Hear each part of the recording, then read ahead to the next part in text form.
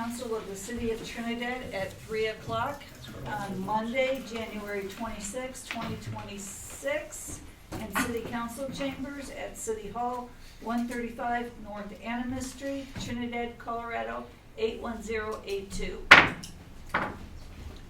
Thank you, everybody, for being here today. Wow, it's so impressive. We have so many needs in the City of Trinidad, and I just love it that you're all here just trying to do good things for all of us. Okay, item number 1, City Leadership Listening Session and the next steps. Thank you, Madam Mayor. So we held our first community-wide listening session this last Wednesday from noon to 1 at Space to Create. We had 51 in attendance. It was an impressive show from the community. I want to thank Veronica Mays, our community engagement coordinator, and she's in the audience, for helping us put this together. I want to thank Victor Gutierrez, our Space to Create coordinator, for hosting the space. I want to particularly thank Fire Chief and Police Chief, who ran in the back room and back out no less than 8 to 10 times, bringing more chairs out so that we could seat people as they arrived. The main topics that were discussed were everything from code enforcement to public safety. We have some low-hanging fruit from which staff is already beginning to work. We had the crosswalks ice-free today in the downtown as much as we could. It's still melting slower in the shade areas, but we had them sanded first thing this morning, and of course we didn't have much snow to remove, but we took into account some of the comments, and we're looking into that. I wanted to turn this back over to you. Right now we have this scheduled for once a month, the next one being Thursday, the 19th of February in the evening. We did move it from Wednesday, as Wednesday is Ash Wednesday, and we got a lot of feedback from the community about hosting it that evening. So it will be Thursday evening, 6 p.m. at Space to Create. In terms of next steps, we wanted to confirm with you that you do want to continue this series. We wanted to find out what you liked about it, what you wanted to change about it. We did get a couple of suggestions. One thing's for sure is we need a little more sound. So we're going to have individual mics for the speakers, and then we may be able to provide a roving mic for those asking questions. I know some of you listen to it online, and I've already gotten the feedback from you that you'd like sound. But beyond that, that's what feedback we have. We'd like to know from your perspective what you want to do with this for next steps. Open conversation. Carmela. I unfortunately couldn't attend, but I did watch it. I thought it was a good session. I thought it gave citizens the opportunity to bring up issues that they had concerns about. I wasn't sure. Most of them seem to be operational questions, not so much for council, not so much like legislative input. But I still thought it was really great to do outreach. Thanks. Tim? I thought it was fabulous. It was way better than my expectations. Much better turnout. The quality of the people that turned out were serious, with good questions, things like that. I hope we can keep having those kind of numbers in the future. And if we can have those kind of numbers, we got to keep having these things. So. Manny?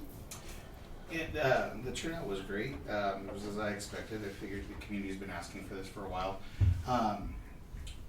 The notes were great in there, and as we continue to have these, I think we're going to start seeing more and more things that we can improve upon, and we can only get better. I went to it. It was fabulous. One of the most I've ever seen the public get involved with the city. I'm glad to see that. Let them know we're listening to them. Couple questions really weren't city oriented, but you're going to have that, and great, and I want to keep doing it. Okay. I wasn't able to attend due to health, but I know we tried this years ago, and we were doing it at the junior college, and that we had a fairly good crowd, and the biggest issue was it was great to have all the people come and contribute in that, but we have to keep it up and get more people to come, because if you don't, then it really defeating the purpose. But I think it's a really great idea to get the community involved in this. That's what we're here for, to find out what we need. I thought it was great for the community. I love being part of the team of the community that's movers and shakers. What a fabulous group of people that were there. I think I would like to see maybe a place so people could put name tags on if it grows anymore. And maybe even boards, like issues and topics, so when they come in, there would be like 3 or 4 different issues or topics they could start, so we would know. We had a question of what was the most important thing to start the meeting out with.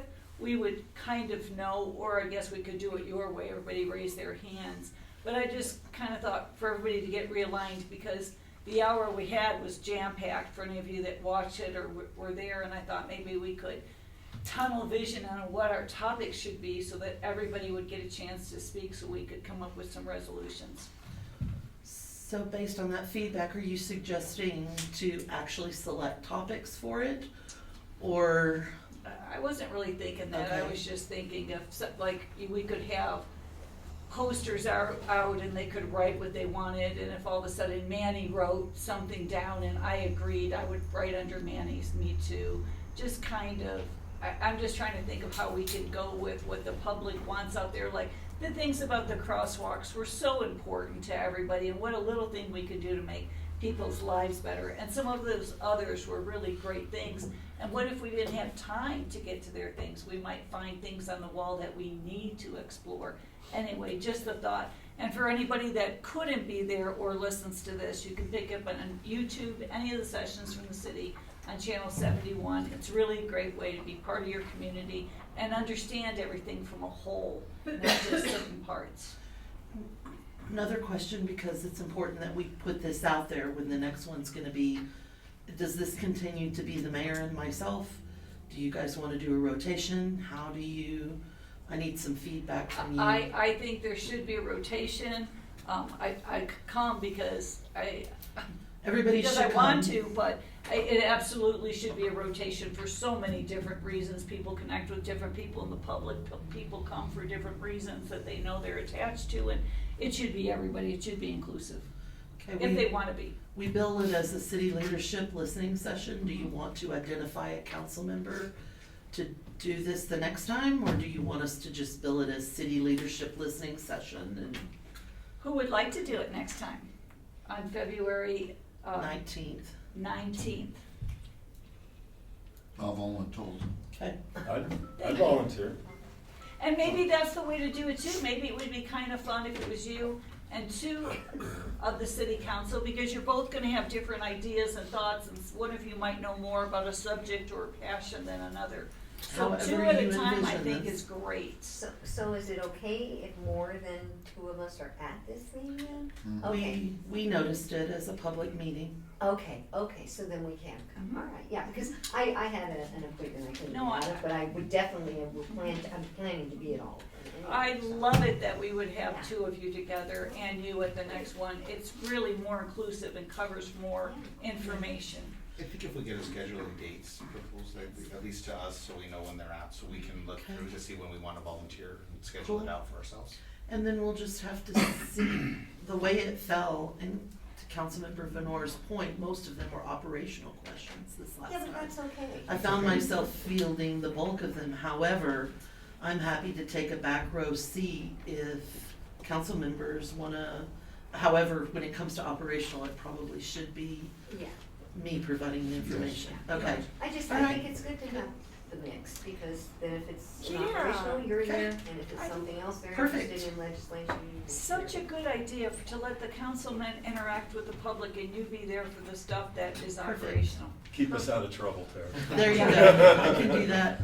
Do you want to, and Mayor Michaels and I talked about this quite a bit, do we wanna do the introduction at the beginning, or do we wanna get straight to the issues? So here's what we did is that it took us about 15 minutes It was to 16 more. get, 16 minutes. But the power of it was, there was a good 2/3 of the room I knew who was there, but a third I didn't, and that meant that a lot of the other people didn't know who they were there, and they might not even have a chance to speak if they weren't allowed to say hey, I'm here from this new store downtown and I care, and sit down. So that was my reasoning of when I thought at the last minute, because I didn't expect that many people. And I knew it would take a bit to get through, but I really wanted to care to hear everybody that showed up, who they were and why they were there. Because in a few cases, I found out of a few businesses or people that I didn't even know existed before, and they could have left without ever talking, and they did, had they not been able to just say their name and their reasoning or storefront or passion. What So else? I don't know what the cutoff is that for, but If you wanted to do that, we could. If you didn't, would a sign-in sheet be something that would help? yeah, with To replace with that? people's passion or Information, information on. Or maybe why you're attending today, organization. Yeah, and it's still kind of, it just depends on how many people are Yeah. there, because I still don't know if Mary Smith that has signed because I put up the new poodle parlor, I still don't know which one of her she is. And Right. if I care about the poodle parlor, that I can go talk to her. I totally see it both ways. Either, Yeah. I don't have necessarily a hard opinion. I Yeah. will just I say don't that think- yeah. when we stopped, there were Yeah. 5 people that had their hands raised that we really Yeah. didn't get to recognize. Yeah. Yeah, it took up a quarter of the whole meeting, is Yeah. the thing, and if we get bigger numbers, which maybe, hopefully we Yeah. will, Indeed. then it would take even more time. So I know we would lose the personal connection, and that is nice. And that's the reason why we're here, is the personal Yeah. collection. But we might get to some more substantive stuff, I don't know. If we don't have a decision today, perhaps Councilmember Peters and Councilmember Rossetti can think about that. Okay. Yeah. And then we'll make it so. Name tags for sure. Okay? I like the introduction because I feel like I know half the people in this city, but there was a few people I'm like, oh, that's so-and-so. Okay. And I did like that, I did like that, so. Okay. Okay. Well, let's just keep it, see how it goes. Yeah, and it might be just, I It mean, was- it was if a great 200 meeting, people so- come in, Yeah, I thought we it know was that great. that's not gonna be the way it's gonna work. But, you know, okay. Okay. Yeah. The 19th of February at 6 p.m. at Space to Create and Miss Mays. We'll get that out on social media. And thank you again for organizing that, Veronica. Yes, Veronica, lovely job, and Victor. And Victor, of course. That's Tim and Dan. What's that? Tim and Dan was it that one? Mhm. Tim and Dan. Okay. Although we will notice it as a public meeting and you are all certainly invited to be there. Someone just needs to be up front. Okay, thank you. Item number 2, boards and commissions interviews. So, under item number 2A is Urban Forestry Board. I believe you have this in your packet. Mayor Michaels. If you can call or forward the individual. Okay. Is Tamara Morton That's what I'm saying. here?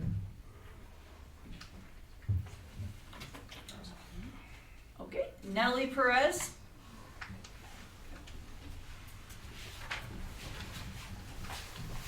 Hello, Hi, Nellie. how are you? Good, how are you? Very well. Could you tell us why you would like to be on the Urban Forestry Board? So I have lived in Trinidad my entire life and I just wanted to feel more connected to my community. Cool. And what experience do you have in urban forestry? I actually have no experience in urban forestry. That's kind of where I'm hoping to get it. However, I do have a close connection with community. I've worked over at local favorites such as The Hive, Lee's Barbecue. I know a great portion of our community pretty well, and I'd like to be invested more than I am currently. Council Chill, do you have any questions you'd like to answer her? Okay, and so we usually ask, if you've ever been to attend one of the meetings, but of course, Yes. We haven't had them. So they haven't been there. So, and you said you have served on some boards previously? No, I've never You've had served no on a board board. experience. No. So it's just kind of hard to go through. No problem. So tell me a little bit more about yourself on what you would like to see change. Like what would be a goal or a project you'd like to see done on this urban forestry board when you get, if you get. Definitely think the vegetation in our parks is very important and a good way to do that. I'm trying to find a good way to do that, sorry. I would just like to bring back the culture essentially of Trinidad that I remember from being younger, like the beautiful trees downtown on Commercial Street, Main Street, things of that nature. Wonderful, thank you. Yeah, no problem. First of all, thank you, Yeah, no problem. and I give you credit. The only way you're gonna learn something is by doing it. So kudos to that. Thank you very much. And I really don't have any questions. Just wish you the best of luck. Thank you very much. Do you understand what the urban forestry board is? Have you looked into it? I have looked I mean, into into the requirements and stuff? Not into the Do requirements. you know but anybody that's on the board? Not currently. Okay. Are you willing to spend a certain amount of time for meetings and stuff like that? Yes, absolutely. You have the time? Yes, Okay, thank you. no problem. Councilwoman. I don't really have any questions for you, but thank you. No I problem. appreciate you offering to step up and be on the board. Yeah, no problem. Yeah. Yeah, thanks for being here. Thank you. What does the urban board do? What does an urban forestry board do? I believe my understanding of it was the budgeting of the vegetation in city parks and around the community. And our urban forestry board is strictly about the city of Trinidad? I'm not too Or, sure. I'm not either, that's why I'm Yeah. asking you. I'm a new guy here. Yeah, me as well. Okay. All right, thanks. Yeah. I always have questions, so anyway, thanks for stepping up. The tough one. How would you respond to being on the board and something negative be posted on social media that you know is not 100% truth and shading your board as wrong and you're really working really hard to be right? So I guess I would try my best to understand from their perspective and understand why they would think negatively of a situation. And then I would obviously not be disrespectful or go antagonize them in that sense. I would try my best to respond and let them know what we are doing to correct the situation if it can be corrected. Thank you. Yeah, no problem. Thank you, Nellie. Thank you. Thank you. Thank you, Melanie. Thank you. And thanks for staying in town and keeping a job and being part of Trinidad. Okay, next, Emily Grace. Did I pronounce that right? No one ever does. It's Greece. Grace. Okay. Hi. Hi. So, why are you interested in serving on this board? Yes. So unlike Miss Nellie, I'm actually new to town. I've only been here for about a year and a half. I moved from Montana. Where I was in Montana, we had a lot of trail systems, so everything was kind of like interconnected. There was a lot more things to do outdoors in our community, and I would kind of like to see Trinidad go towards that same path. I am an outdoor person at heart, so I love to spend most of my time out at the state parks, here in town playing with disc golf at Kit Carson, honestly just going for a walk at any of the parks I can find around here. So I'm just trying to keep the places that I love safe, protected, beautiful, all of the above. And I always love to know why I moved here years ago, but what attracted you to Trinidad to move to Trinidad? My parents actually retired here, so we Oh, grew up moving nice. around a lot, so I haven't had a hometown, so my parents are from my hometown. So I go to the school here, Trinidad City for nursing. I got a job working at the Vision Center, and then I also work at the Hive in the Zone as well. This is my new home. I plan on staying here. Well, thank you so much. Yeah. And we will start with Councilwoman Lenore first. Again, let's see. So I thought that I saw that you had some experience with planting. Let me Oh, see. yes, so depends on Yeah, which one. volunteer work or something in tree and, okay. I volunteered. I grew up, one of the places I grew up was in Amarillo, Texas, so I started volunteering there when I was 16 at the zoo. And I helped with a lot of the grounds work and then feeding the animals. So it was mostly the grounds work. We were kind of taking care of the plants that were there. They had like really beautiful walkways, so it was a lot of weeding, a lot of watering, kind of like the legwork behind it. Okay, well, I think it's important to know about the legwork that goes behind it if you're on the board that's gonna Be doing come it, up yeah. with- well, or telling other people what they need to get done. So that sounds like good experience. I don't really think I have any other questions. Again, I'm really impressed that you're stepping up, and I'm really happy that younger people are stepping Me up too. and doing this stuff, so. We're hoping to lead by example with that, maybe get some more younger people. Yeah, I think Yes. that's great. Yes. So thank both of you, yeah. Really super excited. Councilman Peters? Same question. Tell me about it. What is it? And what is the job So that the you're part that applying excited for? me the most when I was doing my research is the fact that there may be some surveying involved. And so Mhm. to me, I'm thinking that might be a lot of walking, and I love to do my walks. So if I get to take notes, take pictures, and kind of actually help and do a little bit more productive things on my walks, then yes, that's the most exciting part I got about it. What I was also looking into is like the rules and regulations with trees, making sure that it's not destroying the sidewalk. You know, if there's the overhanging limbs that could be causing trouble or damage. Of course, I would have to look into the laws around that with what the Trinidad, or what our town can actually enforce. But I think that's definitely something that's gonna be definitely looked into as we come into like our windy weather and the rainy season where trees can actually damage things, places, cars. You're a young person.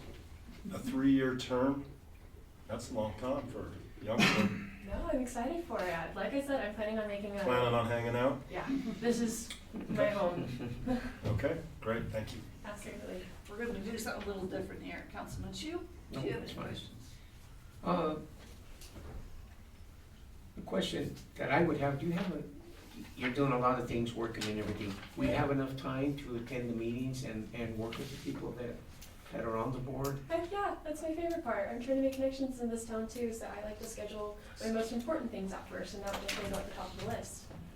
So yes. Yeah, and I think that's important that, you attend the meetings and everybody work together on their boards. We've had some issues with boards and that, with Attendance. getting along and stuff, and that's really important. I think that everybody should work together to get the boards to do what they're supposed to do and function well. Absolutely. Okay, thank you. Thank you. And Councilman Rossetti? Well, it sounds like this pretty much your passion, so. Got that big smile on my face. And it's very important you doing something you wanna do. So that's probably the number one thing. If somebody makes you do it, then it's different, but you wanna do this, and you sound like you're very good for the park, so, Thank you. thank you. Councilman Trudeau? Hearing, pretty much, I'm just kind of getting the feeling here that you sound like a very good team player. I hate using that, but it sounds like you are. So, and being part of an advisory board, because this is an advisory board, one of your duties is going to be to go through and formulate strategies on what you're going to be presenting to council. And one of the requirements that I do like to see is when coming to council and bringing ideas on what we need to do, concerns in the area, reporting regularly and letting us know, because the more knowledge that we have from you guys, the better we can start moving forward on different things. That is one of the things that we're gonna be requiring of you guys if you are chosen for this board. But working as a team is key, developing plans, going out there, and I do get that feeling from you guys, so I do appreciate that. But so my question does come down to, it's kind of going back to Ms. Michael's previous question to Ms. Perez. We are here to work as a team. So social media can be brutal. What is your view on that when they're responding to a negative post?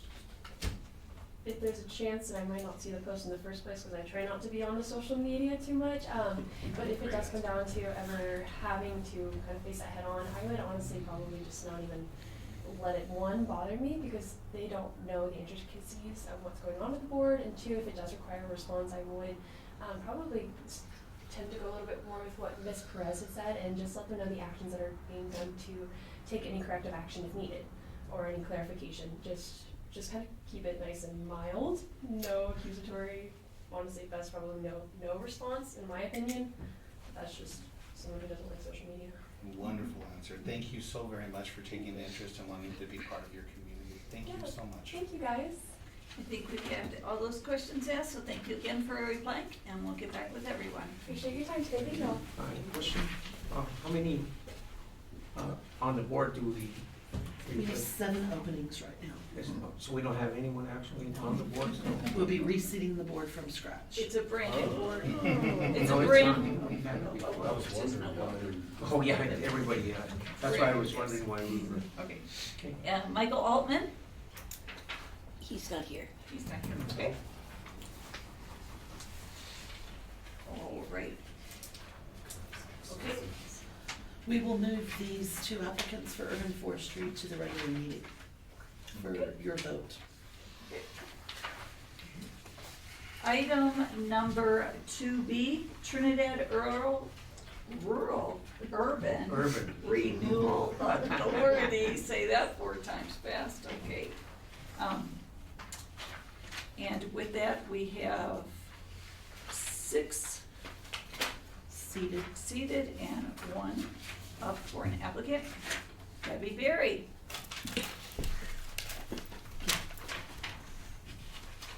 Debbie Berry, how are you? I'm wonderful. How about everybody else? Good. Fabulous. Could you tell us why you're interested in serving on the Urban Renewal Authority Board? Well, I have to be really honest.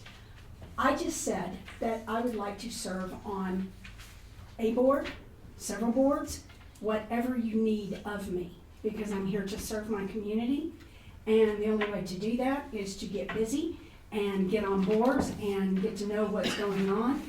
And that way I feel that I can help our city manager, you guys, to understand what we're feeling and seeing out in the community as well. As being in this community for a long time, what kind of things have you been involved in and all your work studies that you've done around town that would make you interested in understanding about the buildings and everything with all of you? How much time do we have left? No.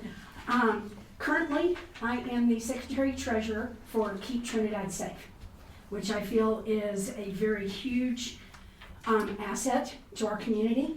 And I love I was not one of the co-founders, but started very shortly after that. Was a co-writer for a grant for $500,000 for them, and to get them to the place that they are right now. And that's why I still like to sit on their board. Just to let you know a little bit, I was chosen one of 26 for Community Resource Center, Leadership and Management for Nonprofits, and received a certificate in that. Former secretary for the Southeast Regional Rural Philanthropy Days leadership team. Board of Directors for Pueblo Rape Crisis Services. Board of Director for Warfano, Los Animas County Early Childhood Education. One of 6 spokespeople for the State Tobacco Education Program, which I organized a 5-agency collaboration for tobacco-free campus that included the health department, COG, Fabric Medical Building, well, it was Fabric Medical Building then, it's now the specialty clinic, the Rural Health Clinic, and the hospital. I was also on the board of directors for Kiwanis International of Trinidad. And in going to school, I went back to school as an older adult and received my BS in business and how can I forget this? For the city administration, well, for public administration. While working and taking care of a family and graduated with a 3.67 GPA. And when I went back and got my master's in business, not just a business administration, but also in global business, while working, traveling back and forth, I was an assistant manager for Safeway in La Junta, taking care of my family, and graduated with a 3.84 GPA. So I do believe that I understand boards and what can be done and how they can help to improve the community. Wow. I have known you around town and watched you work around town for so long, and now that you're retired, wanting to jump and help your community more, I salute you for that, so thank you so much for jumping Sure. in. I know you've helped a lot of people over the years in Trinidad. I'm so impressed, and I wish we could just clone you. Have a bunch of you on all the boards. Yeah. So, it certainly seems like you have board experience. Yes, ma'am. So, if, And I'm not afraid to do presentations. So if anything needs to be presented, I can do PowerPoints, I can do, which I have done before, when I worked for Department of Human Services. I was the lead for Adult Protection Services, and we did trainings for COG and several other agencies that took care of our elderly and our disabled within the community. So being able to do those trainings and work with people and, expose things out there, I'm just ready to do what needs to be done. Thanks, Deb, you really are, I do cloning, okay. I know. Councilman Peters. It was very nice visiting with you earlier. Thank you, Okay, you too. It was very nice to meet you. What is the urban renewal position? What is your job there? What does that board do? Tell me. To tell you the truth, I didn't even look at it specifically as to what I would personally be doing. Okay. I'm not gonna fit it to you.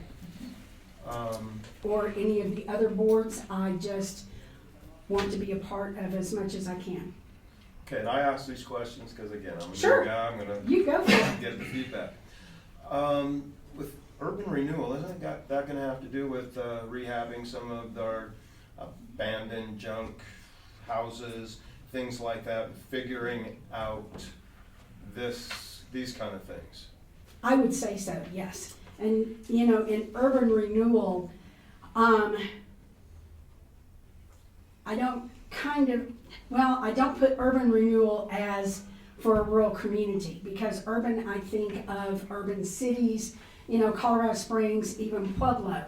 So I think there's a little bit of a difference in those two, and I think that we should be looking more at rural wise and how we can update it to maybe eventually become urban development. So it should be rural development for what we're doing right now. Where we can look at for money to help with that and how we can best help the city in taking care of this. And definitely looking at places that are not populated, homes, whatever, that are just left, because those can be used for different things that maybe we would not want them to be used for. So how can we as a community start dwindling down some of those that aren't? What could we do? How can we do it? What legally can be done? And that, with our attorney's help, would be able Have to you wa- report have you back to watched city video council. Of any of the meetings? Pardon me? Have you watched videos of any of the meetings? No, sir, not as of yet. I like you, so I'm busting your chops. You're overqualified, you're fabulous, I'm just busting your chops. That's fine, Okay. bust 'em. So, thank you. Councilman Chu, do you have any questions? Not really, I know your qualifications, but the Urban Renewal Board is a little bit different than the boards that we have from the city. They kind of run their own money and everything else, so I probably, if I was you, I'd kind of look into finding out and I maybe will do that, attending sir. a meeting to find out exactly, because they're a little bit different than the regular boards. And is there any particular reason why you picked the Urban Renewal Board when there's so many other boards? No, sir. It just sounded like one that I would enjoy, one that I would like to learn about, and one that I felt I could definitely do some good for my city and my community. Thank you. Councilman Rossetti? Sounds like you have enough experience, so appreciate that. And also maybe you can mentor the younger generation on things, help them out with their committees. You do, I'm sure you have enough time for the board? Yes, sir. The only thing, that is my main occupation right now, is taking care of my husband who has MS. So there would be days where I would have to be out of town for, but that doesn't mean that I can't take a laptop or, my phone or whatever. I know how to kind of maneuver around a little bit on the computer and stuff, so I would still be available. And always available if anybody had questions or concerns, All right. suggestions. Thank you. Councilman Hill? I did. Hi. Thank you for your interest in the Trinidad Urban Renewal Authority. It is one of our stronger boards. It is a budgetized board. This board works border to border in our city limits. So they do address blight in the area. They are also capital generating, they are capital generating project building is what they do. So kind of going through, I think you'd be very strong in this, and it's a very strong board with very strong personalities and very strong opinions. So, and it takes a very strong person to be on there, and I think you'd be a perfect fit for this, in just my opinion. So, with that being said, I think I would highly advise watching a few of the videos to kind of go through and see what they actually function. Looking up Title 31 of the Colorado State Revised Statute, looking and see what TURA actually operates on and what they can do, because there is a governance upon that. They also go through and they report to City Council. They advise us on projects that they are also working on, so that we are kind of abreast of what's going on in our community as well, and projects that can improve. So I really think in my opinion, you'd be a great fit. Thank you. And your board experience and knowing you for years and what you have done for this community speaks volumes to what you can do for us. So I appreciate you, Debbie. Thank you so much for your interest. Thank you. I echo Mandy's sentiments. I've known you for years and you always work hard and you're always a good scout, so thanks, Debbie. Thank you. Thank you, thanks. Thank you. Also, I wanted to note for council that we will be doing a joint work session with Urban Renewal, the second work session of February, that will have the Urban Renewal Board, the Historic Preservation Board, and the Planning, Zoning, and Variance Commission Board to talk about how these economic development tools can be used to assist council. Thank you so much, Terry. Item number 2C, Parks and Rec Advisory Board. And on that, there are 3 current members, and we have 4 applicants, and the city needs to fill how many of those 4? Okay. Nathan Mays, are you here?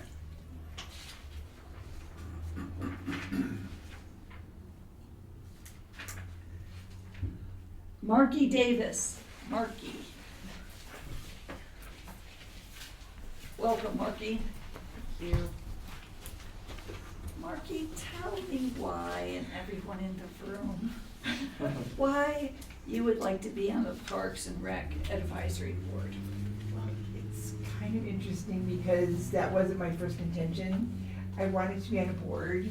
I had a lot of government experience. I wanted to be on a board, and I actually applied for a board that was actually accidentally advertised as an opening. So Audra called me last, I think Thursday, and said, that board is not available, but would you consider these other boards?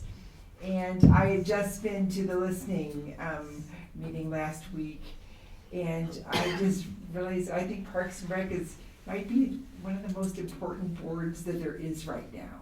Because I'm really passionate about Trinidad. I've been here 5 years. This is my time. This is my city. I love the city. I'm here. But really, one of the things that really bothers me is that it doesn't seem like we're attracting young families, or we're not keeping them. In my business, I hear all the time about we're moving out of Trinidad because there's nothing to do. There's no recreation for our kids. We can't go safely to the park. So I realized that this was something that I think I could do some good. I spent almost 20 years in government. The last 15 years of my career, I was the director of risk management and insurance for the state of Colorado. So that means every time the state was sued, it came to my office, so I'm really good at bringing people together. You were ready And for collaborating. I did everything, so, I was working with bill writers to write bills, to address issues that I saw in, coming through my office. I've worked with, building multi-year plans, managing multi-year master plans. So even though it wasn't the first thing that came to my mind, I'm a firm believer in that things happen the way they're supposed to. And that listening meeting made it really, really clear to me that Parks and Rec is really important. Right.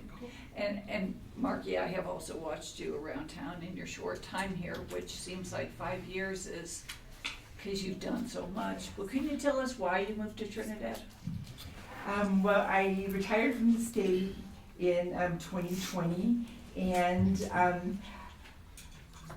I always loved Trinidad. I used to come down here to visit the college. They were one of my customers in the State Risk Management Fund, and I always really liked it. And I wanted out of Denver. I grew up in a town about this size, and I wanted a small town again. And so I came down here without a job, bought a 1905 house out of North Street, because I sold my property in Denver, and changed my address in LinkedIn, and about 2 weeks later got a call from State Farm.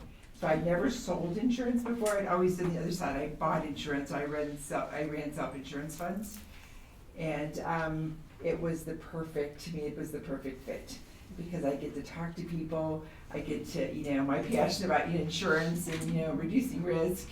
It was perfect. Okay, thank you. I think we'll start with Mr. Trahil this time. Do you have any questions? Sorry, Councilman. Marky, may I call you Marky? Thank you for all you do in our community. I know we've been on the receiving end with all our organizations, and I know you help out nonprofits and wherever you possibly can, so we thank you for that. Parks and Rec Board is one of our very important boards. Yeah. One of the things that we really, I'm looking for in a board member is ideas. Ideas that are gonna just benefit this community, and I believe you have those. So the question I have for you is just time for dedication. Well, finally, I'm an empty nester. I raised my daughter by myself. She's 26. She finally, left the nest, and I don't think she's coming back, at least full time. I've also built my business for 5 years, and so I have really good people, and I wanted to step back. I really want to manage it. I don't want to do it every day. So I have more time. I am working with the chamber. I'm the president of the chamber. I think it's a really good, I would say partnership. But I think it would work really well together, because I think that we need to take care of some of the issues with Parks and Rec to be able to attract to attract people to move here and new businesses to open. So I think it really goes hand in hand. And I will absolutely make the time to participate. Well, thank you for wanting to protect the health and well-being of our parks and activities for our youth and anyone of all ages. Thank you so much. Thank you. Councilman. Hi, Marky. Hey, Dan. Appreciate everything you do for the town, and I really think you are a big asset, and something I really want is to figure out how to bring families to Trinidad. Me too. And that's what we need, and I think you'll be great for the job. All right? Councilman Shu. And what would be your idea of Parks and Rec? What do you think how they could work together? What I'm asking is, what do you think you can bring to recreation and parks as far as drawing stuff and making things better for the community? I think just to begin with this, what I hear all the time is just trying to make our parks safe. And I think there's lots of different ways to look at it. And I think that's one of my gifts, is being able to bring people together, because I think everyone has really strong ideas of what it would take to make our parks safe again. And so I think that's what I bring is collaboration and listening, and really getting some ideas after we listened, is what can we do to make our parks safe. I have to admit, I have not been a jock for many years, but I'm absolutely, with, open and, willing to research what the newest things are and what we can do for recreation, for programming, to attract and, keep families here. Councilman Peters? You mentioned there's issues that you'd like to deal with. What are those issues? The biggest one, I think, is making our park safe. What else? And I think also expanding our recreation offerings. I think there's lots of things that we could do that I hear the other communities are doing that we're not.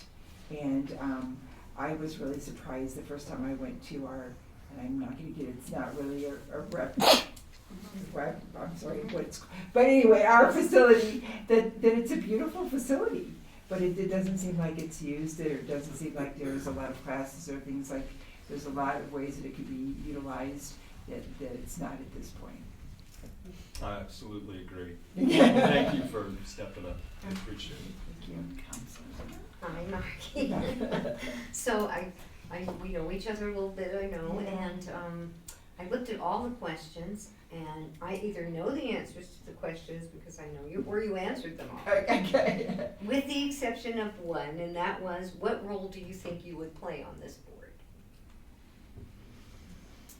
I know there's a lot of vacancies, it seems like, on this board. It looks like there's only 3 people seated right now, it's a 7-member board.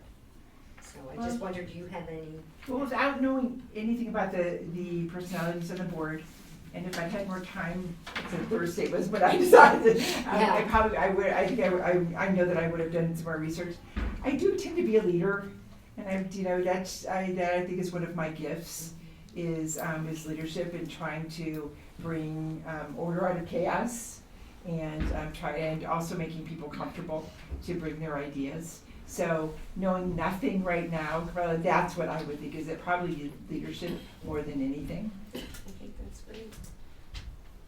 I think you'd be great. Thank you, Mark. Yeah, well, I've seen you in action, but I do, so I know how fabulous you are. That's why I can't believe it's only been 5 years. But how would you react to seeing something on social media post that is only 70% of truth, and it becomes really passionate in our community because we don't want to have fights, and we instead also want to educate people so they can feel that we have love for them? How would you handle that?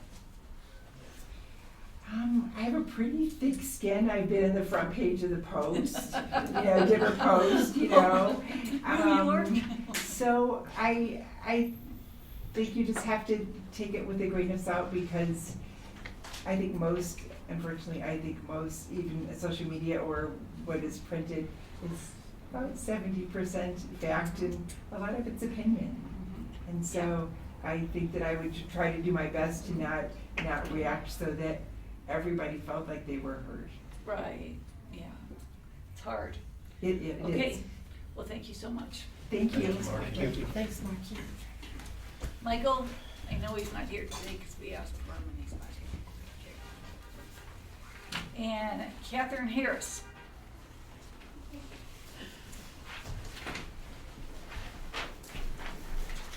Hello. Hi, Catherine. Tell us about yourself. Are you from Trinidad? I am not. We moved here about 2.5 years ago. Me and my 2 kids. They're over at the high school now. So. And how did you find Trinidad? My father, he went to the junior college here in 1950. And so I just grew up with a lot of stories of his time here. We visited a lot as a kid, and when we were looking to move, I knew that we wanted to be in a smaller town, and this was high on our list, and we found a place. So. Wonderful. So what is the reasoning that you would like to be on the Parks and Rec Board? I actually put forward a couple different boards, so I was like, I just want to help. Mm-hmm. First of all, I am very excited about living here. I really love the community. I want to be a bigger part of the community. All the smart people say to get involved with local government, so I think that I should listen to the smart people. Parks and Rec, I love that that's what you guys put me forward for, because of my children and just knowing even now as teenagers, how much they need a space and a place to play and to be a part of the community. So that's really my motivation. Thanks, Catherine, those are great. Councilman Peters, we'll start with you.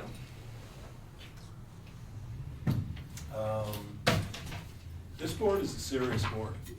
It might be Parks and Recs, you think maybe you associate fun and games and, kids play sports and all that. But we need to put forth some good leadership into these programs, which, in my opinion, have been lacking. So, I'm happy you're stepping up. I'm happy everyone's stepping up. But I just hope some people are taking it seriously, that it's a serious job. No, I think that's fair. Yeah. That's just a statement, I Just guess. statement, all right. It is serious. Councilman. Well, I see that you have 10 years of project management. I do So indeed. That's, I know, requires coordinating a lot of different stakeholders to keep things on track. So I think that would be an asset to any board that you were on. So, I think specifically I hear you about wanting to be on, just give back to the community. And I also saw that you were a vendor at the farmer's market, and I wondered, what did you do? Oh my Farmer's gosh, I market? make jewelry and little tchotchkes. So my booth is Cobweb and Claire. I've seen you. Okay. And it is so fun just to get out and talk to people. I love it so much. Yeah, and that's a great way. Well, now you'll be right there if you keep doing it. Right? You'll be I'm right just forward. a couple of feet over. I'll And keep that in mind.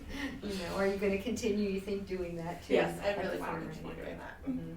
So, well, I think that's great. I think those two things will be assets, dealing with the public, certainly doing that a lot, and then the project management thing is critical to being able to work with different people. So, all right, well, that's it, that's all I have. Thank you. Councilman Chu, do you have any questions? Oh, no, I mean, the only thing that I would ask is, are you sure you're gonna have enough time to be on boards and stuff like that? I mean, you're raising a family and working and doing stuff. So sometimes, it consumes a little bit of time to get some of this stuff, meetings and stuff like that. And, sometimes our board members, not only at the meeting, they need to be out and check what's going on really, so that they can bring up stuff at board meetings and that. So that would be my only question, if you feel you had enough time to take care of all that. I think definitely. I think that it is something that would be very important to me, and would definitely want to make it a priority to get out there. And I love the idea of just like having to be out there at the park. Oh no, and figuring out what can make it better. So I'm not concerned about time. Councilman Rossetti? You have 2 kids in high school, I do. which I think that's a necessity to be on this board, because you could get opinions from them, because that's who we need them from. And there's another town that they're getting their high school kids involved in city government.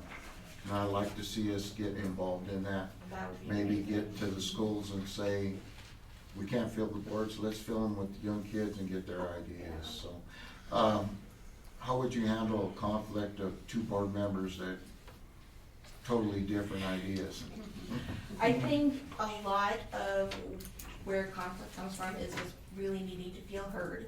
So if it's my job to make sure that people are like, if I'm resolving this conflict, I really want to make sure that everybody feels heard, that everybody is bringing in their opinion, and then finding a common ground that we can work from, and then ultimately compromising and being able to move forward. I think moving forward, especially as a project manager, is so important.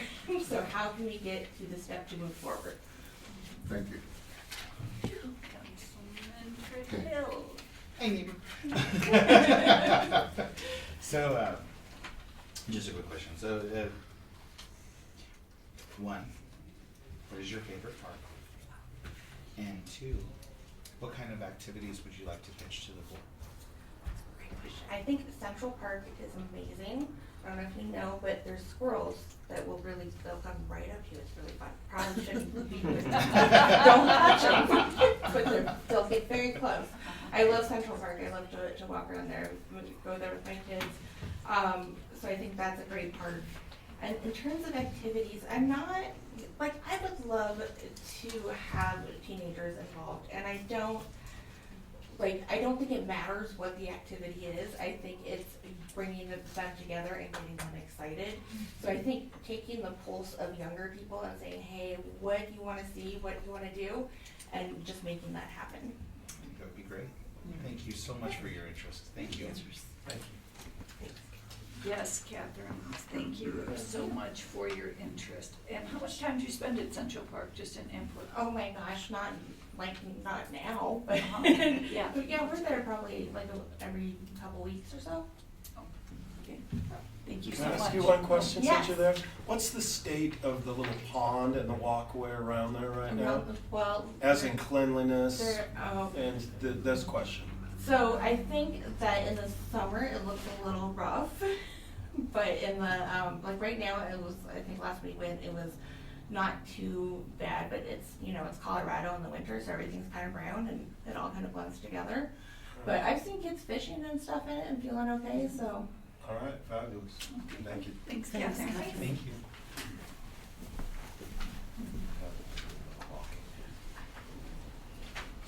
That concludes our interviews for Park and Recreation.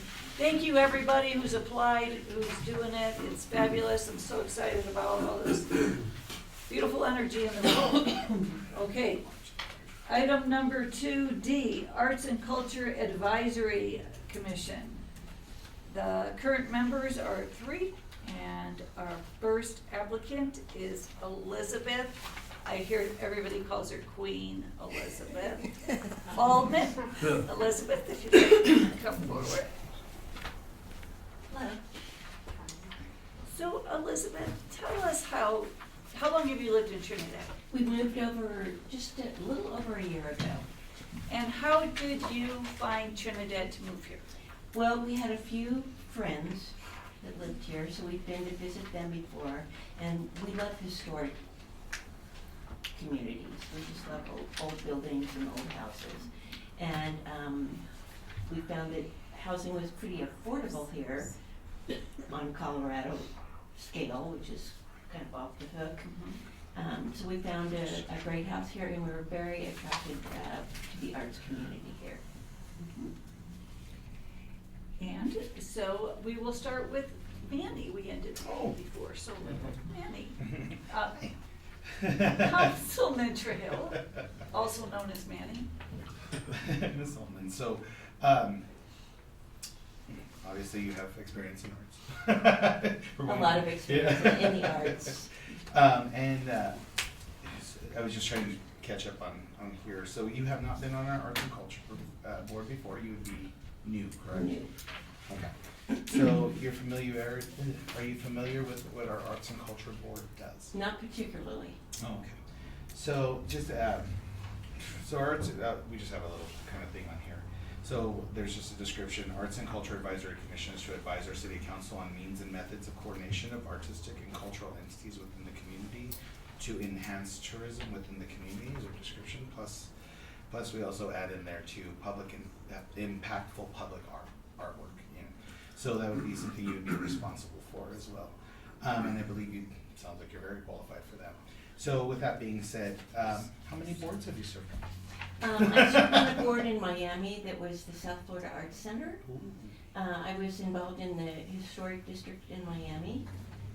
And in Columbus, Ohio, I was involved in their arts community, primarily showing my art in the galleries there. And we had a big First Fridays thing. It was a pretty big deal. First Fridays, everybody went. And one thing that was a little different was all of the businesses participated. So First Fridays was a thing not just for people interested in the art, but there would be live music and the stores would all be open, and it was kind of an attraction for everyone in the community, not just the arts community. Thank you so very much. I appreciate you. Thank you. Councilman Rossetti? Sounds like you're on the right track. I know they've tried the Friday nights in Trinidad, and like you say, we gotta get everyone involved in it. Sounds like you have experience in art. One question, I always had is, I know Trinidad's known for its art. How do you get people off the highway to stop and see it? Well, that's where the marketing comes in. I do have a strong background in advertising and marketing, so you have to get the message out to people and have events and things that are gonna make them want to drive across the mountain to come over and come. So I think more performing arts. I'm primarily involved in the visual arts, but I think performing arts would be good. I think they used to have a blues fest here. I don't know what happened to that, but I would certainly think that would be something I would go from somewhere else in Colorado to go to the blues fest. So I think maybe more performing arts, maybe Shakespeare in the Park or something like that, you know, that would make people come for the weekend at least. Thank you. Now, have you been to any of any of the meetings or anything for the arts and culture, or talked to anyone about it, or even looked on the Zoom, I guess, that we have? No, I've Do been you to know the anyone? First Fridays events, Yeah. and I did speak with Sai a little bit about it, so she kind of told me, In other words, you've contacted somebody that's on the board? no, I Oh. haven't. Okay. I don't even really know what they do. Well, that's an important thing to do, is maybe find a way to get to a meeting or check with Mhm. them and find out, because it may be something you might not like, or you may like and wanna get involved in. Cause it's tough to just put in for a board if you don't know exactly how it functions. Mhm. But with your experience, I don't think you'll have an issue. Thank you for putting in. Mr. Peters, my Councilman Peters. Ms. Altman, thanks for stepping up and volunteering. You mentioned Trinidadeo. Did you ever see a Trinidadeo or experience a Trinidadeo? No, I didn't. Too bad. It No, was but the best movie I've of the heard year, great every things about single it, year. absolutely great things. And I gotta tell you, we're trying hard to work to get it back. I think it'd be wonderful. So, just saying. I guarantee you I'd be attending now. That's it. That was easy. You say Trinidadeo to me, I'm voting for it. I'm easy. So Councilwoman Fedor. Yeah, you mentioned that you talked about Miami and you had involvement from all the businesses for First Friday. Did you help to coordinate that involvement? No, I Or was it just, already I was set just up an that way? artist, a member artist there. Okay. But it really worked. It really Yeah, did yeah, work. I just wondered if you actually had some experience in getting those people, like everybody to participate, all the merchants. No. It sounds like, okay, No. yeah, well, that, you know, well, But I one think- thing that was a little different is, I feel like I've attended First Fridays, and I think one thing, in addition to attracting people here and all those normal things you would do, I think supporting the artists and maybe even have some visiting artists and some mentorship for them, particularly in how to price your art, and how to, I was an art teacher as well, so how to take their talent and take it to the next step so that we build the art community here with better art. Thank you. And we did chat months ago about your background in art, and I thought it was fabulous, so I have no other questions. Thank you for applying. Thank you. Okay.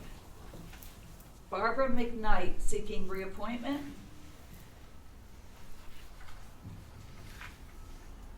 I bet she has forgotten. And 'Cause I how know many she wants members to be are on that reappointed. board? There's 7, so we have more applicants, but we will reach out to anyone who doesn't come today. Okay. They will have an opportunity to interview. Richard Alford, you're up. And Babs definitely wants to remain on. I have a feeling she just forgot. Nice. Babs is pretty great. Okay, Richard, why are you on and seeking for reappointment? I like to be involved in lots of the things in the arts that are going on. I'm kind of involved in almost everything. I'm partners in an art gallery for 5 years. I'm a founding member of the Art Council for 9 years. I've been the president for 7 years. We're just about to do our 5th annual Youth Art Show coming up in April. We're about to do our 8th annual Make Art Fair. I also do stained glass class over at the junior college that Tara graduated from. I write for the newspaper. I do the play reviews for the newspaper. I do photography for them. I've been an artist for 36 years. So I'm very involved. I was on this, I've been on this board for 2 years, but 4 years before that, 2 years as chair. And I'm known as the cheapskate.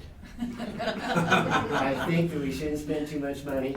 I'm the one who arranged that painting there and the gift of those 2 paintings and hung them. So I'm the one who says we shouldn't pay too much money for this stuff. Well, I have to say, Rich, thank you for all your help that you've done to the city of Trinidad and to the citizens and to Good Spirit for a lot. But one of the things that's I'm really impressed with the art that they do is what they do for the youth in town. And I don't know if enough people know that, and we could blow that up this year, but we have really a lot of great young youth, and your team always magnifies that in society. So the kids, a lot of them have been doing it 4 straight years. They know it's coming. They're ready to win money. Yeah. Okay, Councilwoman, we'll start with you. Thank you. So I have been at the Make Art Fair, and it's the one and only time in my life that I made art was at that art fair. And I have this little tile I made. I'm so proud of it. I keep it in my house.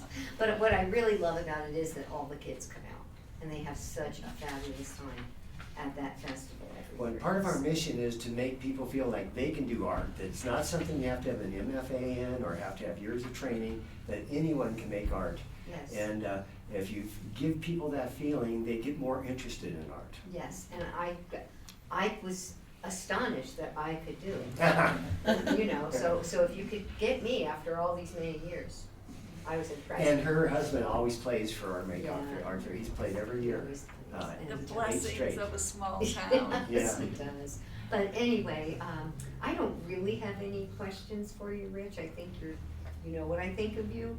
And I do think the work you do with the kids is fantastic, and just with everybody in the community. Thank you. So, Councilman Peters? You seem like a really nice guy and passionate about it. All good. Thank you very much for what you do. Thank you. Councilman Shu? Okay, We'll go this way. I'm All mixing right. it up so everybody gets to have it different. No, I have no questions. I think you've done a great job, and you're well qualified. I don't think we need to ask any questions. I think you're doing a great job. Thank you. No questions, I just thank you for sticking in there and Yeah. keep going, we appreciate it. Yes. Councilman Trujillo? Thank you for your dedicated work to your city and our community. I really love the work that you've been doing. I look forward to hearing some type of report, hopefully this year, from the arts and culture. It's been a while since we've heard from you guys, so I'd really like to hear an update on what's going on and where we're going and where we're progressing to. So I thank you so much. Appreciate you very much. We've been doing something called the Legacy Project, where we buy art from deceased Trinidad artists. Wonderful. So like this one is Alan Peterson. Wonderful. Was an architect here, an artist for many, many Alan was years. fabulous. That's great. he was on Yeah, he was We fabulous. own quite a collection. Our Culture Really? Advisory Commission He oversees was so that good. He was an collection. architect by trade. Yes. When he retired, such a good thing for architects to get into because they're so good. Okay, thank you so much. Thank you so much. Thank you. Thanks. Kimberly Snowden.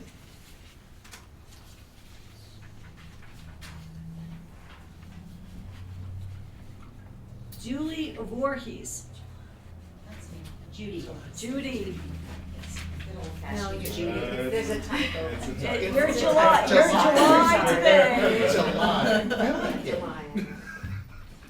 Okay, Judy, tell us, why did you move? Are you a resident, lifelong resident? No, I've lived here for 15 months. 15 months? Yes, I moved here from Maryland to retire. And how did you find Trinidad? Oh boy, it's a long story, but I was looking for kind of a smaller town. 3 of my kids went to CU, so I've been coming out to Colorado forever. And so I was looking for I came with 2 older thoroughbreds too, and I was looking for irrigated land for them. And I happened to find some out north of town with a trainer who knows horses really well, and I was having trouble finding that around the Denver area and northern New Mexico, and I happened to stumble across Trinidad and found a place that I thought completely different lifestyle, but they've adjusted finally.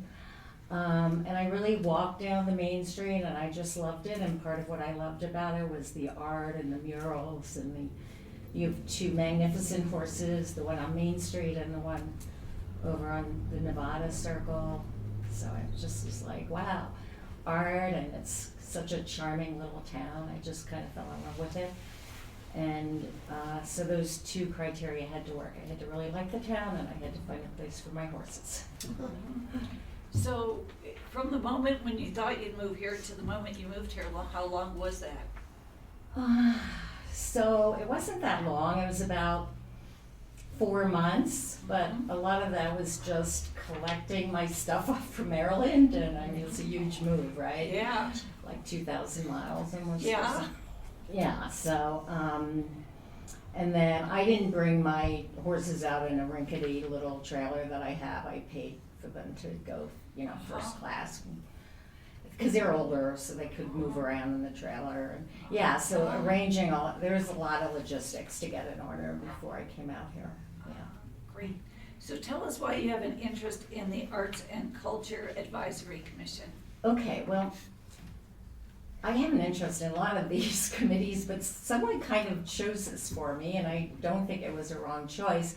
I took a lot of art history in college, and I actually also went on a tour of art in Italy, primarily focusing on the Renaissance art at the time during college, but that was really, really cool. And I've always loved art. I'm not an artist, but I always love it, and I think the A.R. Mitchell Museum of Western Art is such a gem.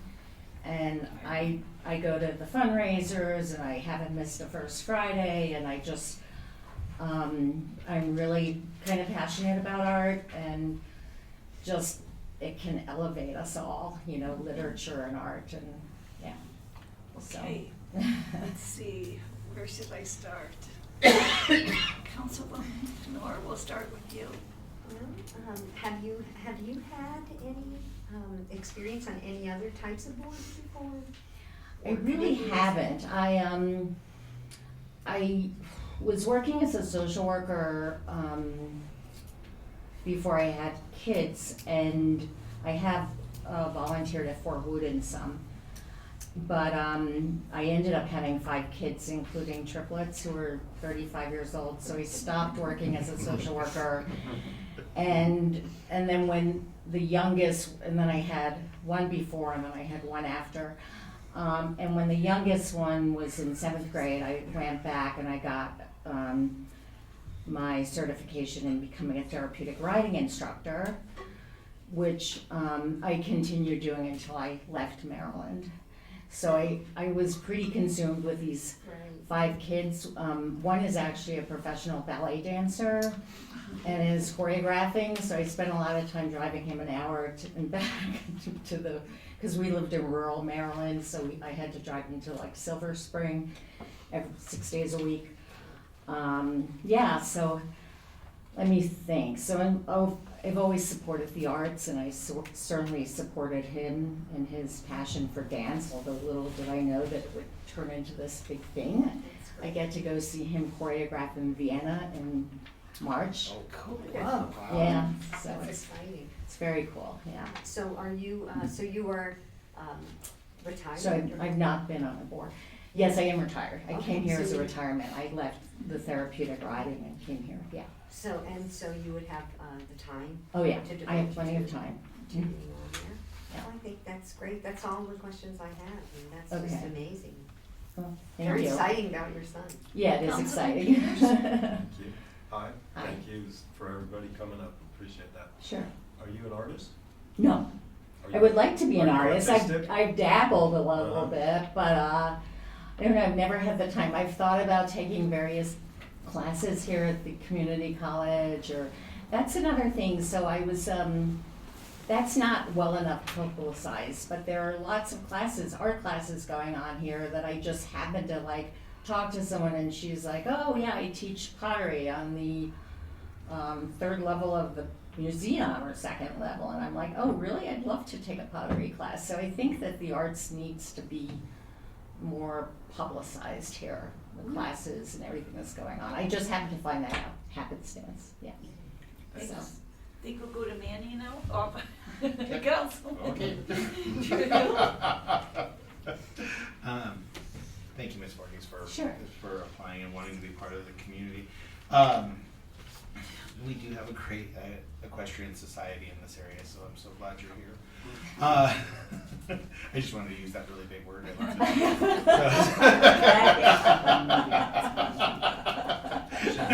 no, seriously, thank you for your interest. And that's one of the main qualifications that we are looking for, is people that have a desire and a drive that want to be part of all of this. Mm-hmm.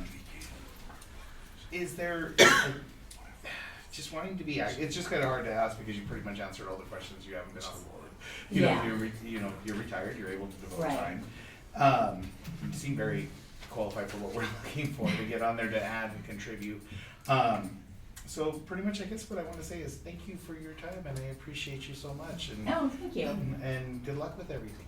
Yeah, so Babs is actually a neighbor of mine, and she had a birthday a couple of weeks ago, and I went to her luncheon, and like 3 of the people happened to be on this committee, so I know a little bit about it. You're acquiring art and the Legacy Foundation and everything. Babs is surely a great Awesome. leader. Thank you so much. Councilman Rossetti, do you have any questions? No, not really, but I believe you're pretty much tough enough if you have another child after triplets. Yeah. You're pretty daring to come into this board, so I just want to thank you. That was a long time ago, though. She's 32, triplets are 35, yeah. But everyone's great. Thank you. Thanks. Councilman Shu? No, you pretty much answered all the questions, and it seems like you're real interested in getting into it, so. Yeah, just I thank want you to for become part of really- this community. Yeah. Thank you very much for doing that. I guess that's one of my questions too, is just to be fair to everyone. How would you react to a negative social media post or media article that's really not speaking the truth, but has some truth in it and making the board you sit on shaded badly and the public believe it? And actually, most of the time when people post it's because they don't know themselves either. How would you handle it? Okay. Well, one of the other ladies said that she's not on social media very often, and I'm not either, so I don't know if I would see it. But if I saw it, I would certainly try to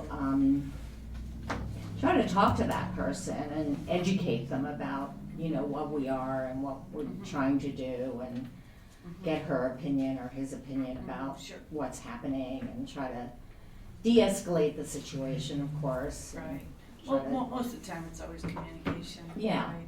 Yeah, Well, so thank you need you. to talk about things, right? Right. Thank you so much for applying. We really Okay. appreciate it. Sure Thanks thing. for moving to the area too. Yeah, it's beautiful, Yes. I love it. Thank So, you. Okay. okay, bye-bye. Thanks, Judy. Thank you. Okay. And our next one up is Debbie Berry. Debbie, come up. So Debbie, why did this arts and culture inspire you to apply for this one too? I love art. I am not artistic in any way, shape, or form, but I love it. I love to look at it, I love to study it, I like to feel it. And the culture part, to me, Trinidad has one of the best cultures of any community that I have ever lived in.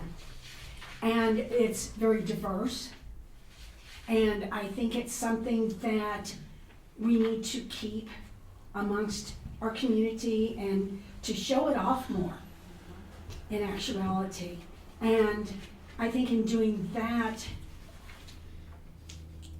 it would combine with the artistic people that I am not, and it would help to draw other things here. And I also think that working with the youth of our community and getting them involved in it and getting ideas from them on what to put where and how would we do this, and having them involved in making art in their perception of what our culture is, I think is extremely important and needs to be told. Thanks, Deb. We tried new one, Councilman Rossetti, here first. All right. Well, we know pretty much about you from the first one. Yes, sir. You will have enough time for both boards? Yes, sir. Okay. I will make time. All right. I'm And, pretty OCD about a lot of stuff. really and making appreciate time, getting the so- youth involved, I think.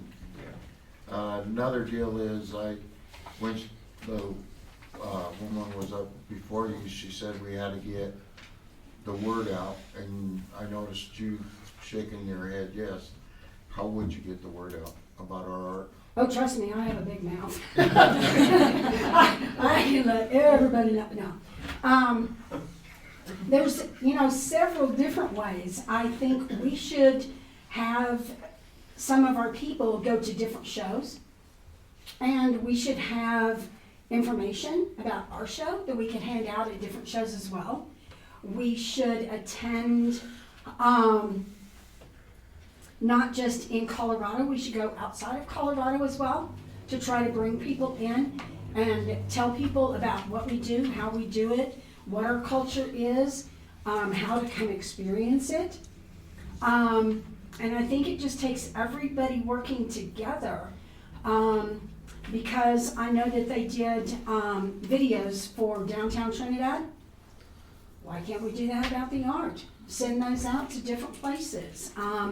Go to different colleges that have good art forums and work with them and, get them to help put it out. And to me, there's several ways, and especially now with social media being such a huge thing, there are several different avenues that we could use.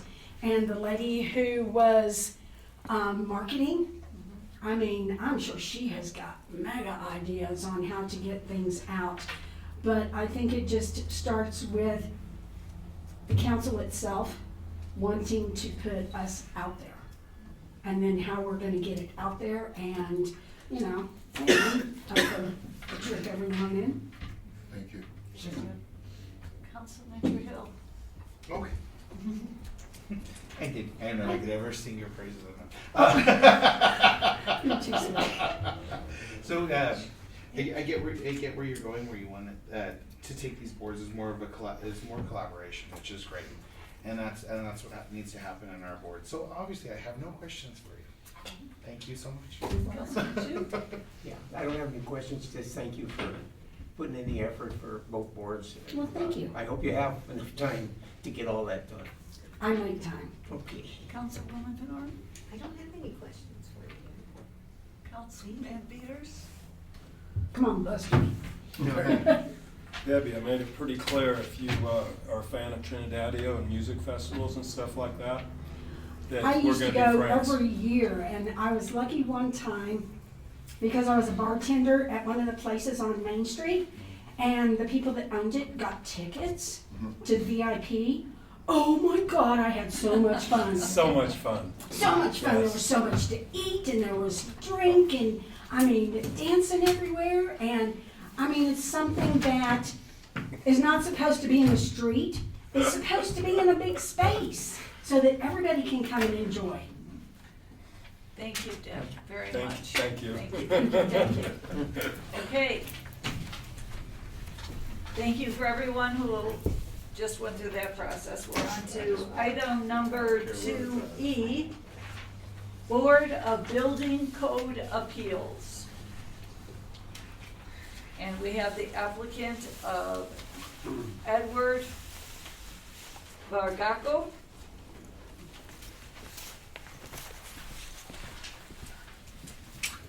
Okay, and Debbie Berry.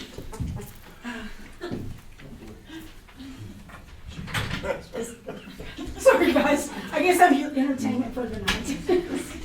Well, here's what I have to say. It appears that Debbie Berry has done a lot of things in town and has energy now that she is retired and is interested in being on these boards. And this one, the Board of Building Code Appeals, what appeals to you about it?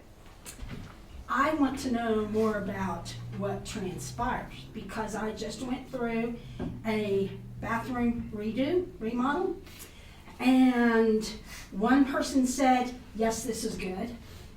Somebody else came in and said, well, it passed inspection. Then we had to get someone from DOLA in that was an inspector, and they were like, what the hell happened in here? And we were like, that's what we're wanting to know too. So, I mean, who's the inspectors? What do they do? How do they pass something? What are the codes that they're supposed to be passing? How do the people in the community know when they're having a remodel done, what should be expected of the people that are doing the work? So, I mean, I just think it's very important that we educate our community. And like I said, I've got a big mouth and it doesn't hurt my feelings to educate anybody on anything that I learn. Does anyone here have any more questions based on this for Ms. Berry? I have a statement. Okay. Because I do not want to taint this because we have not received an application as long as I've existed that I don't. Right. So, I believe this is quasi-judicial board, right? Yes, absolutely. So this is a quasi-judicial board, so I would honestly like ask that if you have friends, please try to recruit, and any of us to try to recruit for this board, because it's something Okay. we've been missing for how long now? Long time. Yeah. Long time. Long time. So please try to recruit for the rest of this board so we can get it moving forward, so we have this in I place for the think I very have a reason cross the that you street said. neighbor that would be good for this board too. Yeah. So I appreciate it, so I have, Just for clarity Yeah. though, this isn't to educate the public on building code. no.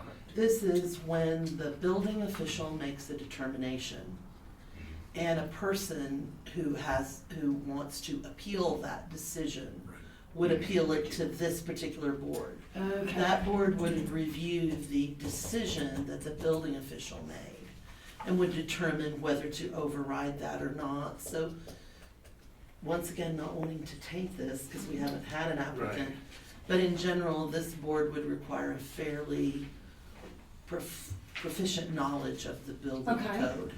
Yeah. Just to throw that out there for Thank you. council, thank you. Yeah, thank you. Just based on what Ms. Okay, Berry said, that's- thank you. No, that's good. This isn't I mean, an I still advisory want- board or an still want to education know. board. Exactly. And I do believe this is the first time we've ever actually gotten to speak about this board, because we've never had an interest in this board, so thank you, Ms. Marshall. And very there are much. boards set up Yes, like thank this you. all over the state of Colorado There that are. we would have. One of the reasons, in my opinion, once again, that council deferred this rather than holding, whereas you are the Board of Appeals for Planning and Zoning, one of the reasons this is deferred is it has a specialized knowledge Yeah, Mhm. required to be able to override that official. okay, Okay? thank Got you. it. Anybody else got any questions for Ms. Berry? No? Thank you. Okay, Thank you, Debbie. move on to item 2F, Library Advisory Board.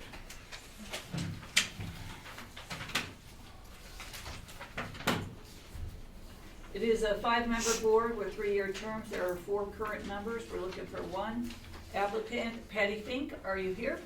I'm here. Hi, Patty. Hello, Patty, did you go up here or did you move here? I moved here, Where'd you move here from? St. Louis, And how did you find Trinidad? through the dark. No, I seriously did. My brother-in-law was here for like 8 years. He had the big old horse place, and I know nothing about horses. But the husband said, oh, let's go out there to Trinidad. And I was like, why? So he came out and looked at it. He bought some acreage, and I was like, why? He came in and I said, okay, I'll go out and buy some acreage.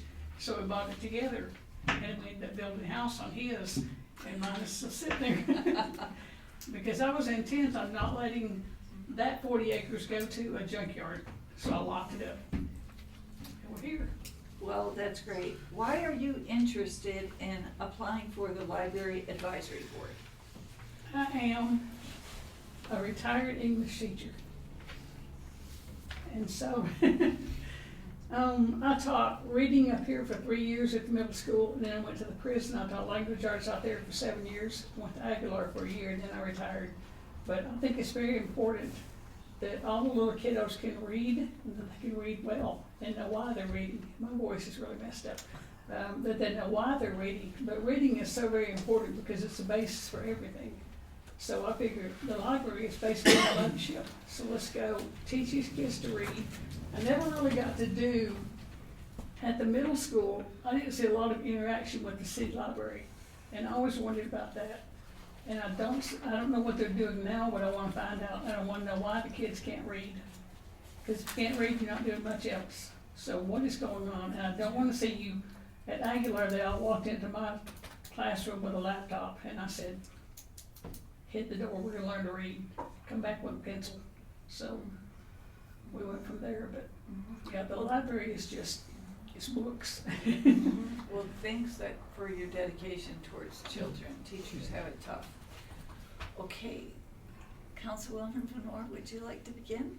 Well, I haven't really had time to review this in depth, but I love the retired English teacher. My sister's an Yes. English teacher. Oh, I'm also retired military, Oh, thank you for your service. What branch? Air Force, Thank you. 20 years in civil engineering, so we're good. Yeah. Oh, that's great. So, so the only thing, have you ever served on any other boards? Not so much city boards, because before I moved here, I kind of laid low. I was a mother and I was in the military.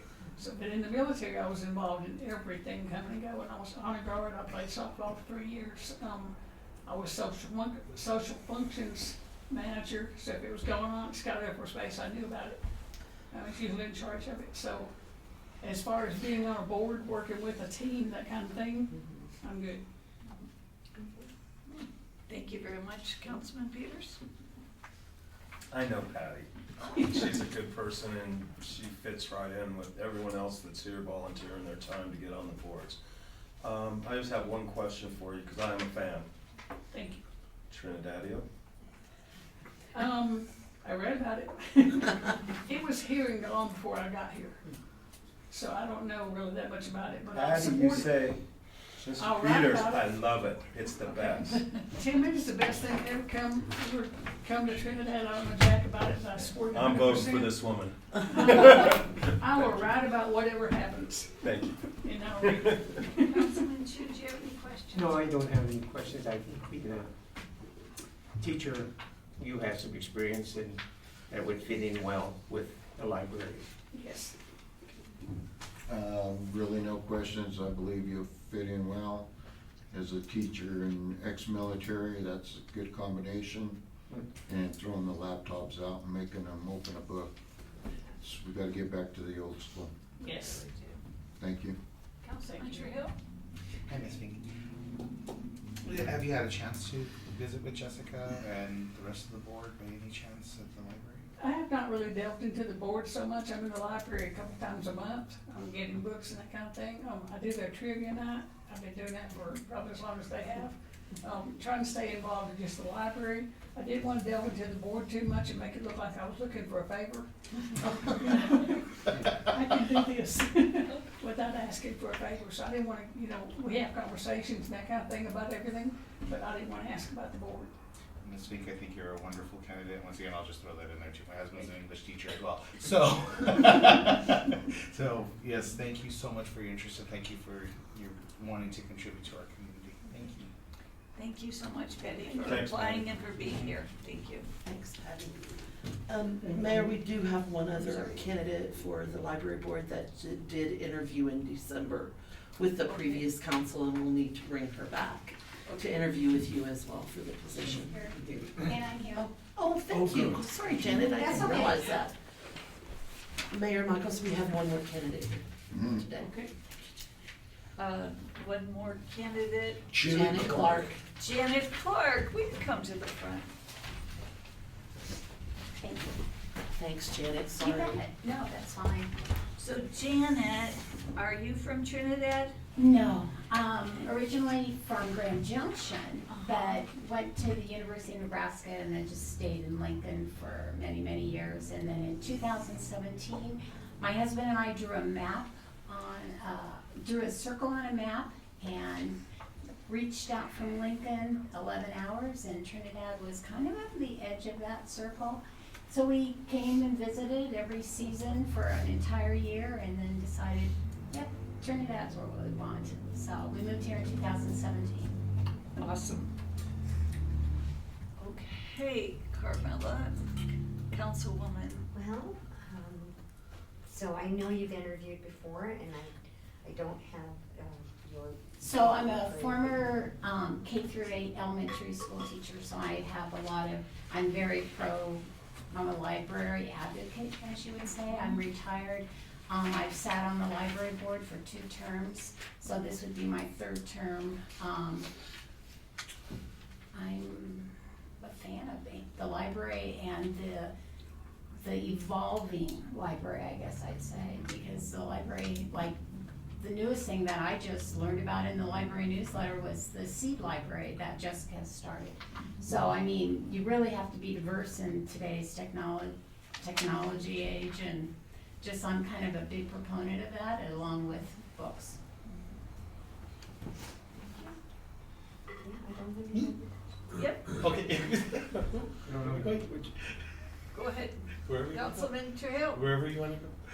Well, you were involved in the last interview, so is there anything that you got involved with the last interview that you might want to enlighten us or ask her the question again? Well, Ms. Clark, the work that you guys have done with the board currently, you have done amazing work with it. All the activities that you guys have put together for the youth in the park during the summer reading program, story time, the foam parties, all the fun stuff that the kids have gotten to do. I just really think that you guys can continue the great work, and I'm so glad that you have a continued interest in wanting to stay on the board. So thank you so much, Ms. Clark. You bet, thank you. No questions, I just appreciate you wanting to stay on the board. How many openings do we have? 1? All right, I appreciate it, thank you. Yeah, I'd like to interview you. Yeah, any questions? And we've been to Trinidad every year since we moved here.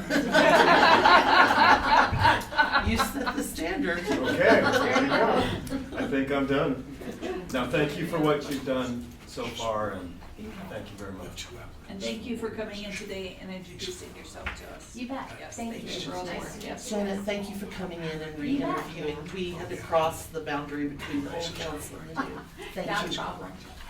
Left us busy a few times, but we're working through it There you go. Okay. Thank you. with the help of such great city staff. Can we get some? We need to,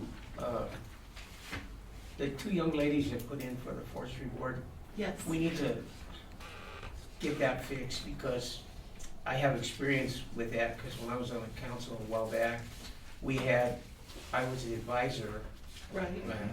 liaison, and we only had 2 members, and one of the members, one of the other advisors was Karen Wolf, but she left. So that's why that board never got off its feet, because we never had any members or anything. So we don't want to lose the 2 young ladies with the youth, and find a way to make that board work, because without a majority of 3, you can't vote for anything. Correct. So We're I- posting and hiring the horticulture position for the city, and one of the responsibilities will be to coordinate this board. So we will have active and present staff at the meetings. We filled out the application to continue as a TCC-WS, which is one of the things that the Urban Forestry Board will manage. So we may be a little bit slow getting started, but we do have a plan to seat that board and maintain it. Yeah, because we don't wanna lose. We don't. Youth. I mean, they seem very enthused about doing it, so. It's exciting. We need to find somebody, to get on that board, somehow or another. If you have some friends that would be interested, we definitely would consider it. We love Because trees. we'd like to get that going. Yes. May I answer that too? Do you think that we can go through and amend that ordinance, because we can change that board number down to make it feel a little easier? We can see what we get in interest, and then if that's council's 'Cause- pleasure, we can move forward with that. Because at 7 members, we're having a hell of a time filling 7. Before I answer that definitively, I'd like to go back and look at Tree-City-USA and see if there's What any they require. requirements there. I appreciate it, thank you. Sure. Can I ask, just, when you had the listening session, wasn't there a citizen? that- There was at the very beginning about a tree program Yeah. that Karen had talked about but had not launched. So that would be something we So could see I just with the wondered board. if there was a sign-up sheet at that, could we contact that person? Maybe she would be interested. I have her contact and I've spoken with her. Oh. It was a tree stewardship program. Okay. Do you think she might be interested in this board? Maybe, she was on it previously. Okay, thanks. Done with discussion? Mm-hmm. Okay. Item number 3, discussion of entities providing drug paraphernalia that contaminates parks, waterways, and public spaces. Ms. Marshall? Thank you, Mayor Michaels. This came in on a council interest form, which means one or more of you requested this item on the agenda. There's really 2 ways for staff to approach those forms. One is for us to hold back the form and put together background research, things that we feel like you might want to know about that subject. We do have one council interest form we're doing that with now. We expect to bring it forward in March. That it was a council interest form that was very specific and we're able to develop. This one is more broad. So we've put it on the agenda with no plans prepared on the staff side to speak to. We're here to listen to you, have a discussion, and if there are appropriate follow-up items, then that's where we will take our cue for work. And Mayor, I'm sorry, Please, don't that was want to it. interrupt. Mayor, members of council, I think the reason for this primarily is to try to get accountability for the problem of drug paraphernalia in the community. I mean, a lot of the refuse and things like that, and hoping to get accountability for that in that item. And that's one way of problem solving for this issue. And I think that's part of the reason why this was requested to be on the agenda today. Okay, well, open discussion. May I start? Sure. This is my deal. My issue is all the, actually, the drug paraphernalia, the needles on the river, in the river, going down our water supplies, kind of contaminating Chimino Park, our river section, that I would like to see somehow if we could get a handle on where they're all coming from. Maybe some kind of management to know that whoever's providing all this material is doing it properly, safe equipment. You know, I mean, I'm not a drug addict. I'm not into needles, but I understand the issues. But the thing is, there's absolutely no responsibility on the back end. Everybody's bringing all those needles and paraphernalia in, but nobody's responsible. Nobody knows where it's coming from.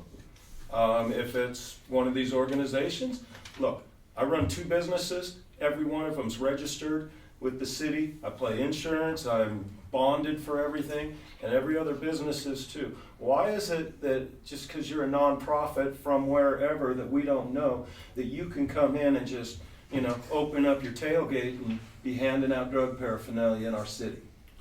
Okay? We don't know where they're coming from. Is it coming from the hospital? Is it coming from, I've heard Raton, I've heard other things. I ask the questions to officials, nobody knows. So, that being said, if we could at least get a handle on registration of who's bringing these things into our community, when there is an issue, we can at least have somebody to look at and say, hey, wait a minute. We've got, just say, let's, for example, I'll use contractors we got a problem with contractors. They're all registered. We bring them in together and go, hey guys, we got a problem here. We got to change it. This will at least give us somebody to talk to, somebody that seems to go, yeah, we're doing this and we're doing it legally, just like we all try to do business. Or do we got fly-by-night organizations just coming in, dropping off drug paraphernalia and the like? Because you get me started, that's fine. I've been cleaning up the river for what, 20 years now?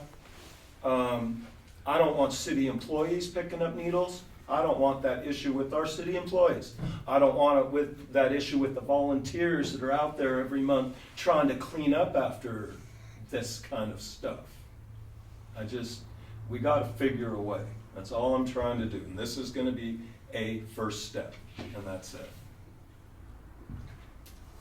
Anyone else like to jump in? I'm just curious, we've had this conversation before, I think, right? A couple of times. Touched on it. Okay, I touched on, not at this depth level. Well, But, no, I was just kinda curious, cause we're just trying to still figure, How did it go then? we're still figuring it out. We're But trying that's where I'm at. Trying to work it So, out. It's been a tough, well. Go ahead. No, go ahead, sir. I yield to you. Sir, Well, go ahead. it's been a tough situation because, just like you say, nobody really knows where all this is coming from. And we've talked to the police, we've talked to other individuals about what's going on. We got stories where people are driving down there from out of town, giving out paraphernalia, bags and everything. And we've even had a lady come in with complaining about her son was hooked on it and brought a bunch of paraphernalia with her that her son had picked up at Central Park. So the solution is, how do you stop it? And we don't have that solution because there's no one down there to really patrol the area or watch it. And nobody really knows where everything's coming from. And we don't know if someone in the society is bringing down the needles for them, or they're just getting them off the street. So how would you solve that problem when we don't really have anybody down there patrolling anything? It's more that, let's just say there's 4 organizations bringing this into town. If they're doing it legit, like a legit business, we'll know who they are, and we'll maybe have a conversation to go, hey, this is getting out of control. What can you guys do? Right now, we don't even have anybody to talk to. What do you want them to do? I want them to register. I want them to register just like every other business in town. If you're, as a contractor, I can't leave jobs and just dump stuff on the river. That's not solving the problem with them throwing the needles and stuff. Even Even if you get it registered for them, who's responsible for picking them up? That falls back onto city officials and volunteers. I do think there are a few questions that I would like to know. First of all, has the EPA been contacted? Is there any EPA laws or regulations about that in the town? Has our county health department made a statement on harm reduction? Because as I was looking this question up the other day, there is some things about harm reduction with county health departments in an area and the water quality. Has there been a formal investigation where we've actually taken one person and said, it's your job to go to whatever entities you're speaking about or down to the river and find out who's passing up the needles and actually get a report, and then have some interagency talks with who may be responsible, who may not, and actually try to move forward with a solution by focusing on it instead of, our frustration with it. But the EPA would be important for our community to know that. The county health department and their stance on it would be important for us to know about it. That's my feeling right off, is I need information to make any. Is there any legal thing that prevents these people from giving out needles? Is that legal? You can just go into communities and you can just give out drug paraphernalia to people? That is my understanding. It is legal to do that. And I think there are a number of organizations who shall remain nameless, at least for me for now, who do that as a harm reduction measure. And that's what they refer to it as. And the harm reduction measure is, there's been concern about one or more forms of hepatitis. And so there's hepatitis, in the community. They really want people to be able to have clean needles and not have to reuse needles. One thing I just want to say, and I had said this to Councilman Peters when we were talking about this briefly, and that is one of the solutions is to have a needle drop box in a number of places throughout the community, and that has been discussed before, but a lot of people don't like the optics of having, right, like a needle drop box in parks where kids are, right? I mean, and that's, so it's kind of a lesser of two evils. You want, and you don't want either. You wish you didn't have the problem, you didn't have to, make those decisions, but that is one. But it's my understanding that health organizations are very strongly in favor of having, clean, unused syringes available for people who are going to be using intravenous drugs. I know that, or I think anyway, that hepatitis can be transmitted in a number of ways, not just dirty needles. And they can certainly get into the water system if the needle is in the water. So I know those kinds of things. I just, I'm sensitive to this issue too, but I don't know how we go about finding out who is bringing in the needles and then doing the outreach to them and asking them how they might be able to help. And we're up here because we love the community, so we all know that it's such a big scope of a community, but the needles itself, the needles could be, we're not children, we're not animals, the needles and the drinking of the product inside the needles can go into our fish supply for people fishing in the rivers. There's so much of a deeper issue than just one. I do understand that the needle boxes should be placed somewhere, and I don't know if we find out where distributing, if that's within that area, but distributing something for harm reduction and then putting it in a place that actually creates harm is not beneficial for our community too. So we have to come to the bottom of this. So I think we need an investigation how this is happening, sit people at the table, and come to the end of this, because this too is one of those things that's been talking about for 2 years, but we're not moving forward on. In the process of it, any one time could be a ticking bomb for any of those situations to come to fruitfulness when we've been talking about it. So we have to figure out, and we have to move forward in finding out about the needles and what to do about them. One other deal, and it's not only the needles, they bring them burritos, food, whatever, and I've seen it, I lived it, where they'll take a bite out of a burrito and throw the rest of it on the ground. They'll bring boxes of jackets and blankets, and then just leave them there in the middle of the park. They handed out sleeping bags and tents. I don't know how many tents and sleeping bags the city picked up in the river, threw away, propane bottles, all of that stuff. Yeah, so, and that's a little different scenario in my mind, is you're right about all those things, and we need help there. But I'm just trying to focus first, right? That's a different issue. Even yesterday, trash all the way around, it's so cold out. Anyway, but the real, what we're focused on right now is just figuring out harm reduction. Those needles exist. Some agencies push them out into a community to help. But pushing them out into a community to help those that really do need it because they share their needles and they are addicted is a difference. It does not create harm reduction if it creates harm for others. So we have to sort of circle around and figure out what's the best use. How do we do that? Where do we put them?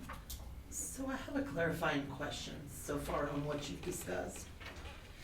So if we can identify where they're coming from, and if we can create, and once again, I'm just if in the large sense, if we can create some sort of registry so that we know who's passing them out, how do you propose to tie that information to the actual needles on the ground?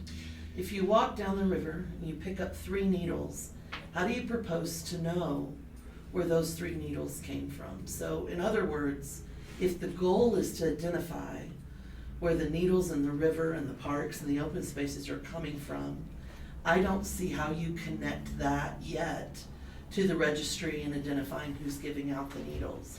That organization, that's what I was just kind of processing, because I was trying to think back and forth. So we do that with, we could do that with, we've done that with Walmart. We used to, because Walmart has a business. I said, Walmart bags were all over the fences, they were all over they were going over to the hotels, you know, they were everywhere, so Walmart got in trouble for littering, so Walmart had to pick up their stuff, cause it was their merchandise, right? It was their trash, it was what they were doing. So I get where you're coming from, you know, if they're handing out their paraphernalia, but how do we track that it's theirs? Well, That's the hard part. Well, But I get exactly where you're coming from, because if they're handing it out, then they should be responsible for the litter that they're creating. Let's just do it kind of that direction. Go ahead. well, and I have a question with as much marking that we can do on emblems all over the world. Why would maybe a certain agency that's giving out the needles, their needles have a marking on them which distinguishes them from other needles, and they too, if they're trying to create harm reduction for people that are addicted, and we don't like it, but we have to realize they're trying to do good for those, is also say you are not allowed to throw these needles on the ground. You're not allowed to throw them near the river, and if you do, you're not getting any more needles. I'm trying to help you, you have to do your part to help others. I don't know the stewardship, but I understand I understand when they're trying to believe they're doing the best harm reduction for people who are in an addicted state, that they're trying to do the best for them, but without realizing it, it hurts others. So if I may pause it and then have you respond. Sure, please. If giving out needles is not illegal, then I don't know how the city could require that the needles be marked with any kind of markings. I'm looking No, at you to you're- say, yeah, no, It's true, and you have to know, I mean, the manufacturers of the needles are doing what they're supposed to do in making the needles, and you know, they're doing that, and we can think what we want to on that subject, but they're doing what they are designed to do and what they want them to do. So then those go to whatever organization it is that is wanting to pass them out to keep people safe from things like hepatitis or whatever, you know, things, and a multitude of other, you know, illnesses that intravenous drug users can get from sharing needles. And then you have the individual user. So everybody up till now is doing what they're supposed to, you know, as weird as it is in this, you know, modern day, and then the person who uses the needle then takes the needle and throws it on the ground. Well, that's the problem. No one else up the chain is doing anything wrong, so it's a littering issue. And to Councilman Rossetti's point, it is kind of tied in. It's like if you're throwing stuff away, it's the same thing as a needle, and that's where the problem lies, and that's hard to get accountability So well, that's- okay, I would like to speak for a Yes. second here, because I have an Yeah. idea. I wanna Yep, go for it. So if we don't know who's giving out the needles, okay, I see Councilman Peters' point. If we could find that out, I don't know how that could be accomplished, but if we could, and we could talk to those entities, if they are that concerned about passing out these needles, why then maybe they could create safe spaces for these users to use the drugs and not have the needles thrown out on the ground in the parks. If they wanna take that responsibility on and have some kind of, I don't know, mobile vehicle, I don't know, because I don't know what that legality, what that gets to. Then you're enabling the use of illegal drugs. But I'm just saying that might be a conversation, or to get some people to understand the consequences of what they're doing. Maybe you need to take that on, because you're the one giving the needles and out. That's all I it's- wanted to. No, that's really good, but it's just so, I'm just so passionate about good leadership. If there's entities that feel like they're helping people for harm reduction, and they are helping people for harm reduction, even if we don't see it clearly that way, they should be good leaders, or should try to help no matter who it is. Please don't, when you get done with this, drop it in the river. Please don't please put it in a trash. I don't know if the bags have to say that. I don't know what the bags say. I don't know that, but we all have to be better leaders to people that sometimes when they're lost. When we go to school, we have a teacher in the classroom for a reason. Just our leadership that's trying to help has to be better leaders to teach them. And I don't know how to get that without getting a roundtable together and having people that are really passionate about helping others all come to the same conclusion, so that we're strong parents for those that right now are at a loss in their life. Right, And that, Mayor, understood that's a much larger picture. And I mean, I get it and I hear you. It's just that what are you gonna do to tell, or to, encourage or cajole a person who's an intravenous drug user to not, dispose of their needles however they're going to be doing that. And I do wanna say, to Councilman Van Noor's point, there are a couple of things. No one is gonna be able to take on the issue of getting a safe space for drug users. First of all, there's the good acronym that people always use at this point, which is NIMBY, not in my backyard. Like if you have somebody who's saying, well, I'm gonna have a drug house over here, it's like, that's not gonna go over well in any, neighborhood you guys are gonna be dealing with and is your constituents. And I'm not just trying to, No, be I understand, difficult I'm or just throw trying to off. come up with an actual Right. kind of solution. How would something It- look besides the needles just getting thrown? Yeah. It Because to might help if Councilman we. Rossetti's point, Yes. they are throwing everything else around. They don't care how they are affecting the park. They have so Right. many Right. health issues. They could have co-occurring mental health We issues need with their drug use. We need to take this, and it's reality. You can't do anything about this, because those people are not gonna walk over and stick their needles in the, they're gonna throw it on the ground, and that's the way it is. And you can't deal with them. We've tried it where I work, and they're all over the place down there. And it's just a fact of life that we have to find out. I mean, you have to take it. You're just not gonna make people do it. You I can't force them. absolutely understand that with all the drug users. Absolutely. tough. I don't expect them, to put their needles in a Yeah, safe they're not spot gonna after walk they over shot up with their, whatever. Yeah, I'm gonna go dispose it. But the thing is, what this point is getting to is the initial get to know who's bringing it in.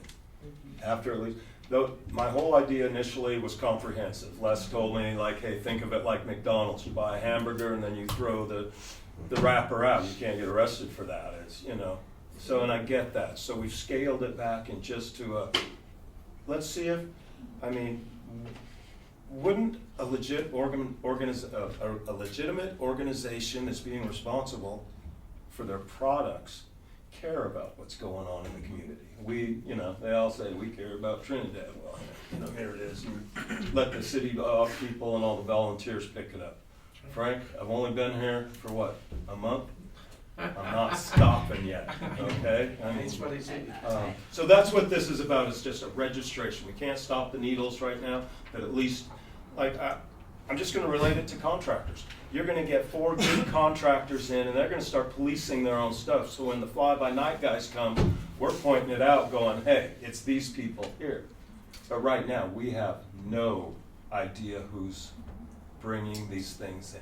So, May I get some clarification if needles are the only paraphernalia that you're concerned about No. at this time? no, we're, Councilmember No. Rossetti mentioned a broad yeah. use of things. Can I, for my list, get some context of what if we're going to register people, if we're going to go out and ask them, what do you want us to collect? What paraphernalia are you concerned with? Okay, we know needles, right? You know what? I've seen the packets that they're handing out. I think I saw a picture of them, and I don't know if you guys are aware of it. I wish we had a picture or something. It's a plastic sealed drug package with this, and all the paraphernalia to smoke the cracks and whatever. I'm not an expert, Right. on that, but they're giving them out, and I've seen the pictures. They're doing investigations, and at that point in time, they didn't know where they were coming from. Unfortunately, Ms. Duran had brought it to us. I'll with follow a up couple with times. her. Yeah, she can give Yeah. you a list of what they all are. Okay. And I also would like to ask, Les, I'm sorry to get a picture of the sign, but I think I can. When I was at the mayor's summit last week in Denver, I was cutting across some grass, and all of a sudden I saw a sign, and the sign says you are not allowed to be on this grass. Sorry, everybody. The grass for dogs is over there to take your pet walk, and the grass for this is here. But no one's allowed to be laying on the grass here, and it looked all clean and nice. And so, of course, we're talking about parks, but I don't know how those rest of those laws come in, but it was CRS due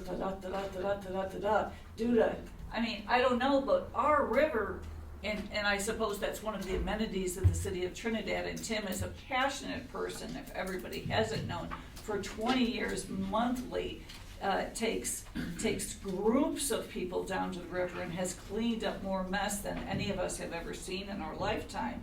And our river is our amenity, it's one of the benefits, it's one of the draws to the city of Trinidad. I envision a river walk where children ride their bikes and laughing, and women walk down with their little tiny dogs, I imagine the whole Americana experience, and I think that's what we all imagine, is that is one of the amenities of the city of Trinidad, and we want to bring it up so that we can allow the kids and not have them have harm while trying to have harm reduction from someone else.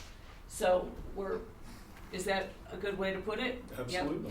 Yep. So we're starting with finding out where they're at, how they're regulated, and maybe starting to look into that and people and places around. But one of our main goals up here is to clean up our downtown area so that it looks great for our residents and feels safe and is good for the children and the youth. And this all stems from then everybody gets frustrated again about the state of the needles by the river. Once again, one more clarifying question that keeps occurring to me.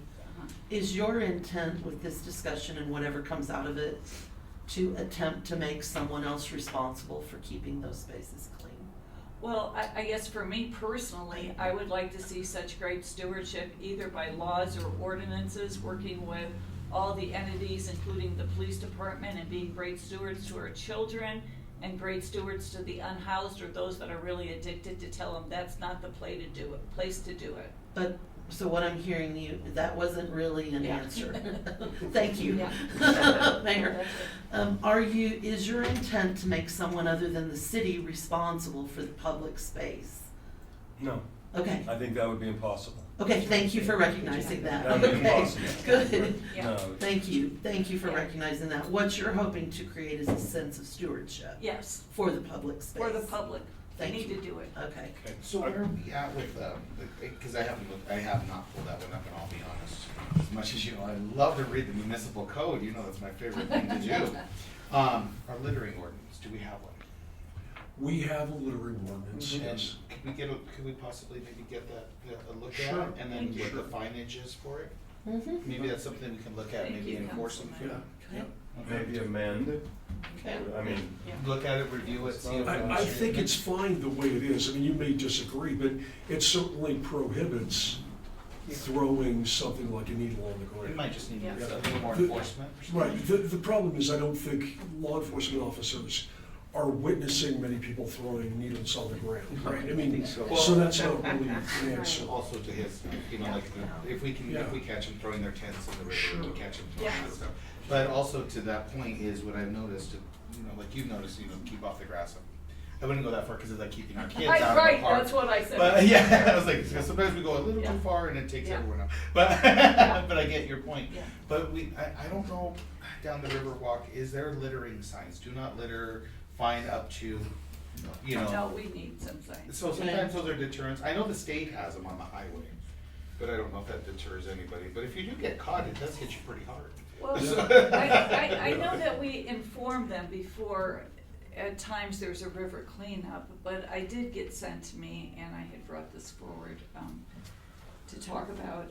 I did get forward a sign that was near a body of water with children that said, any tents, this, that, anywhere within 100 feet of the riverside is cleaned up every 3 days.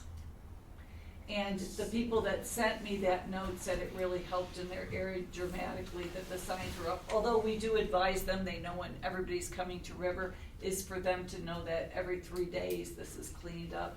It affects the area in a way, and I can. So I don't know about that. That might come with this group that we're doing, but our focus is cleaning up the river. The city did put up no camping or no open bar. Yeah, they did. And they lost about a month. Yeah. And then they're gone. There's no signs. The they signs took them down. They No. still, They still. Oh, or take them off. or- Les, may I have one more question, Tara? Okay, let's just look straight at the business registration angle of this, okay? Okay. Again, Danny, are your businesses registered? Yes, sir. All mine are, all everybody's are. Do nonprofits need to register to do business in the city of Trinidad? We have never had that, to my knowledge, but we can look at that. I mean, roll with it, They you guys know more register than I with the do. Secretary of State, we've always accepted that for any interaction we have with them. But the quick answer is yes, they're supposed to, if they are a for-profit business, like they're in the business of doing that and accepting money. If they're in this kind of weird realm of coming to a community and passing out drug paraphernalia for free, I don't know, but we can try to get you an answer. It's possible they're not even a real nonprofit. And not even a business, actually. It's just They're a just group. doing it. Sure. Yeah. See, but that's what I'm trying to pin them down on. I'm trying to figure a way to legally register and pin them down. Then we'll look at responsibility. If we're coming to the end, Mayor Michaels, what I'd like to do is read my list, and then if you could poll the board, the council, to see if there's anything that Les and I don't have. I'll review my list, Les can review Thanks. his. And then if you'll poll the council. Okay, where are they coming from? Are they providing it safely and appropriately? What form are they providing it? Obviously, research on can they be registered, approaching it like a business registration. We can look at safe spaces, although I think Les pretty quickly put that out. Is there a way to tie the needle on the ground to a specific entity? Can we engage with them and find out what their purpose and what their method and what their intent is? We can look at the EPA and see if there's any laws that are being broken there, particularly for contamination in the river. We can talk to the county health department, find out what's going there through harm prevention, both harm prevention as they're describing it with the user, as well as harm prevention as we're describing it with the river. More legal definition of what they're allowed to do under the law in terms of passing it out. Would we consider needle drop boxes in community places and parks? We can look at other jurisdictions and find out where those are located in the community. We can get examples of the packets of what are being passed out. We can bring the littering ordinance to you and look at that, as well as examples of what signs we have and what we might. And then for a future continued discussion, Councilmember Rossetti detailed 5 or 6 other items. Maybe we start with this. And then we go from there. Did you have things on the list other than that? That's all I have. Okay, if you could then just poll the Sure. board And and I- see if we have anything we've forgotten. And I know this is probably one of the toughest, that doesn't include financials, because we have so much we need to do, but one of the toughest things this community has to come with, it comes with compassion, it comes with professionalism, it comes with great leadership, and trying to figure out how we can all work together. But we have to stop the harm reduction for the children, for the water, for the river, for adults, for all of us in our economic development downtown area. So what Tara said is, I believe, did you want to add anything to that, Councilmember No, I think Moore? it's pretty comprehensive. Okay. I think it's a good list, and I just want to thank you guys for listening. This is one of my pet peeves, and I'm not gonna stop, and we're gonna figure a way somehow. I don't know how, but I appreciate your help. Councilman Shu. I don't think you have enough time to do all that. It's a lot on the list. Means something else isn't getting done, for sure. Okay. And No, Manny, that's fine. and Manny, Yeah. yeah, Okay. sorry, but it Okay. is a strong movement, so. Now, because, and I'll use what Councilmember Shu said, we do have other things on our list, so this isn't coming back next week. Okay. Okay. And with that, I'd like to close our meeting at 5:13. Thank you, everybody. You've all been awesome to sit through it all. We all want the best for Trinidad.